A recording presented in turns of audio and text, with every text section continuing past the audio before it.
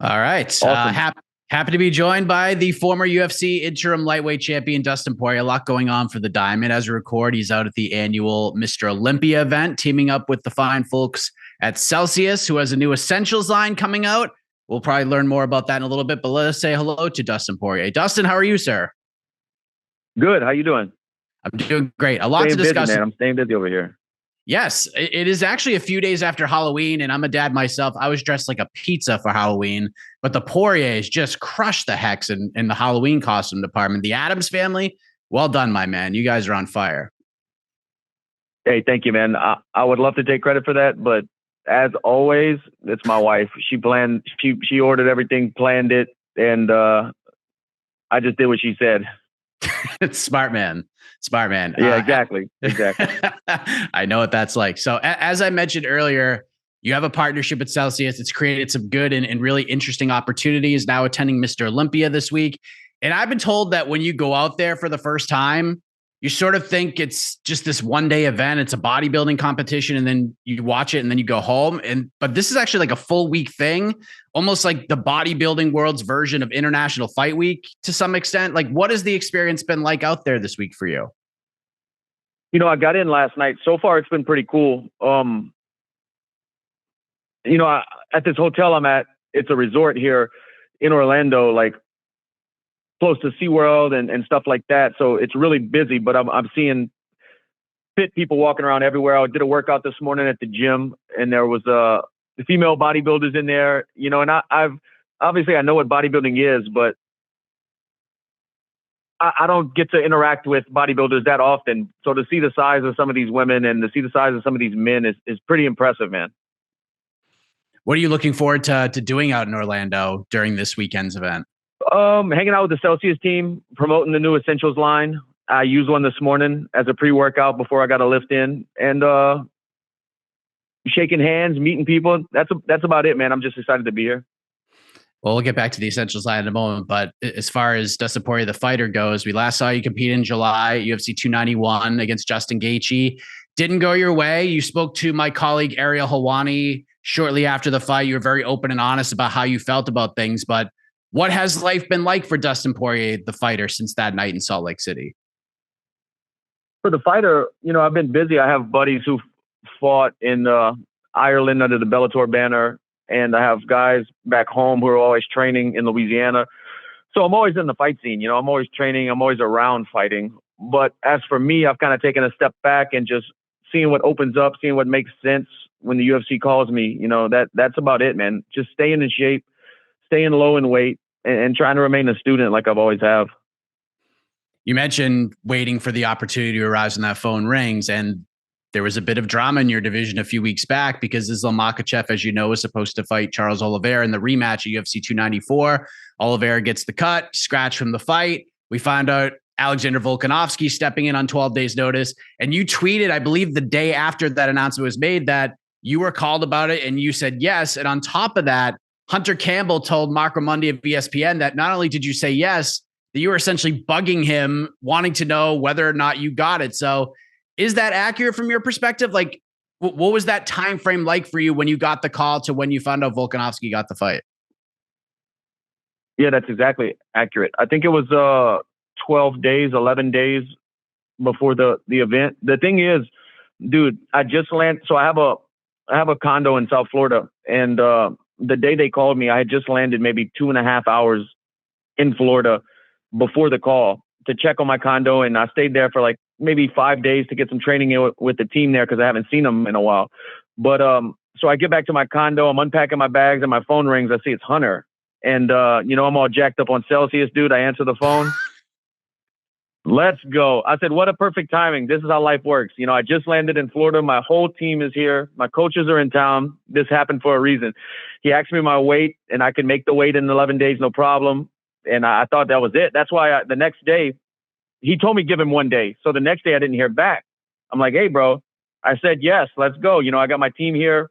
Let's book these flights. I need to get out there ASAP. And he kept quiet for a while. And then all the news started breaking, but he didn't tell me, hey, you're the guy. He asked me if I would do it. I said, yes. He told me to give him 1 day. And I guess he was waiting on Alexander to commit. So you feel like if Volkanovski was like, nah, can't do it, you would have been the guy? I'm not sure. I mean, they called me for a reason. It seems like that, but I don't know. We saw what happened in that fight. Makhachev knocks Volkanovski out in the first round, beautiful head kick, and just swarmed on him. As someone who did get the call and you really wanted the chance to fight Makhachev, you feel like everything lined up in a weird way, like it was meant to be, even on 12 days notice. How did you react to the way that fight ended? I thought it was going to be a lot more competitive fight. It sucks, because I've been in that position. It sucks to see a guy go out there, but also he wasn't fully prepared. He was taking a chance to be great, and those things happen, and they can happen when you're fully prepared. It's happened to me. But to see a guy go out there in front of the world and not get to actually compete and get into the actual fight, that sucks. But that can happen to anyone, and that's fighting, and that's why we love it, man. So much going on in your division right now, as always, with Oliveira and Gaethje sort of in the running for title shots. And then there's Chandler and Connor, maybe or maybe not. That fight happens depending on what day it is. We found out Beneil Dariush and Arman Tsarukyan are headlining December 2nd. Dan Hooker, Bobby Green, 5-rounder on that same card. There's guys like Mateusz Gamrot. Where do you believe you fit in this crazy lightweight puzzle heading into 2024 right now?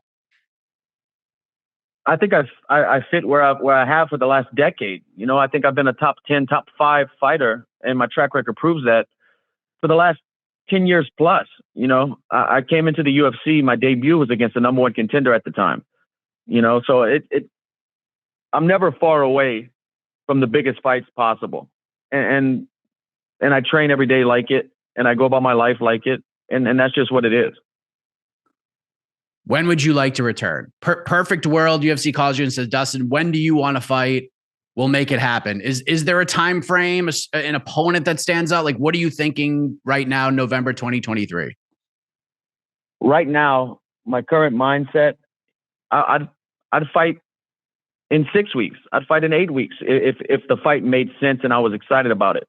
But other than that, I think a chance to fight on UFC 300 is a big deal. I've been in the UFC since UFC 125, and I missed 200. I know I'm not going to be around for 400, so it's kind of a cool opportunity if it comes together. But I honestly have no clue of my return date or time frame. But that UFC 300 kind of is enticing. I'd be remiss if I didn't ask you about what Francis Ngannou did this past Saturday as we record. I know you enjoy boxing and the sweet science, but Francis comes through in a big way, arguably beat Tyson Fury in a freaking boxing match. He knocks him down. What did you make of Francis's performance and sending this crazy ripple effect throughout the combat sports world? It's awesome to see because, Tyson Fury is arguably one of the best heavyweights to ever walk the earth. And to see a mixed martial artist who had short time in his mixed martial arts career. It's not like he's been doing it since he was 16 or 15 or 14 like these kids are now. He started later in life. And to see him go in there and not only compete, but arguably win the fight is incredible. I mean, that's a win for mixed martial arts. It shows that we are well-versed in all aspects of combat, and we know that. It was a win. Did you think he won, though? Like when you scored it in your mind, did you think he won? So I didn't get to watch it live, and I still haven't got to watch it and score it round by round. I was keeping up with the updates, but I was actually walking with my daughter in a neighborhood trick-or-treating. They did it the weekend before Halloween, so it wouldn't be on a school night. So I was kind of caught up, living dad life. Yeah, I know what that's all about. Couple more things. What can you tell us about this Celcius Essentials line? Seems like a good thing. Seems like you took a pre-workout in a sense before you worked out today. It seems like it's working for you. That's going to be dropping soon. What can you tell us? Do you have a little preview? What can you share about it? First of all, with Celcius, if you're a fan of Celcius, the flavors are great, but it has a little bit more caffeine than their normal Celcius energy drink. It's a little bit bigger. They have amino acids. It's a great pre-workout, and I use pre-workouts. So now I have Celcius to fall back on. The thing is with Celcius, like I'd use Celcius in the morning, or I use Celcius before jiu-jitsu practice and things like that. But when I lift weights or do strength and conditioning where I'm sprinting and stuff, I always use some kind of pre-workout. I need a little more kick. And this here has 270 milligrams of caffeine, like I said, amino acids. So this is my new pre-workout now. And how long have you in Celsius had this partnership together, and what has it been like? We've probably been working together for 3 years, around 3 years. It's been great. You know, the good thing for me, I train in Coconut Creek, and their home office is located in Boca Raton, which is 15-20 minute drive from my home gym at American Top Team. So I have a great relationship with those guys and girls. And when I'm in camp, I can go to the office and see everybody, shake hands, and find out what's coming up. You know, honestly, it's been one of the best partnerships I've had. Last thing, Dustin, I truly appreciate the time. A year from now, November 2024, if we're having this conversation again about your fighting career, what do you think we're talking about? What goals, what benchmarks do you believe you'll have checked off this time next year? You know, I'm not a guy who tries to call the future, but when I fight, when I do get back in there, it's going to be another crazy fight. Something crazy is going to happen. And I just want to keep stacking up these wins, keep stacking up these longevity records. I've been in the UFC a long time now. And that's it, man. Continue the growth, remain a student, and we'll see what the future holds. Thank you, Dustin. Big thanks to Celcius as well for setting this all up. Enjoy the rest of your time in Orlando at Mr. Olympia, and looking forward to seeing what is next for you inside the octagon, possibly at UFC 300. I think that would be awesome. Thank you very much, man. Thank you.